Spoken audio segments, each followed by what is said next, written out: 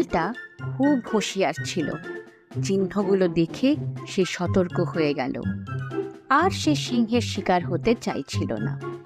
কিন্তু এখন গুফার ভেতর সিংহ আছে কি না সে স্পষ্টভাবে জানতো না, এবং সেটাই জানার জন্য শেয়াল একটা মতলব বের করলো। আর সে জোরে জোরে চেঁচাতে লাগলো আর বলল, আরে এই গুহা, কি হলো তোর? তুই কি আমার ওপর রাগ করেছিস নাকি? আমায় আজকে স্বাগত করলি না? যদি রোজের মতো আজকে আমায় স্বাগত না করিস তাহলে আমি ভেতরেই আসবো না, আর এখান থেকেই ফিরে যাব।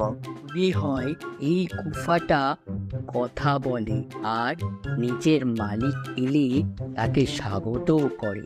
কিন্তু আজকে যেহেতু আমি ভেতরে আছি তাই আমায় ভয় পেয়েছে, আর সেই জন্য কথাও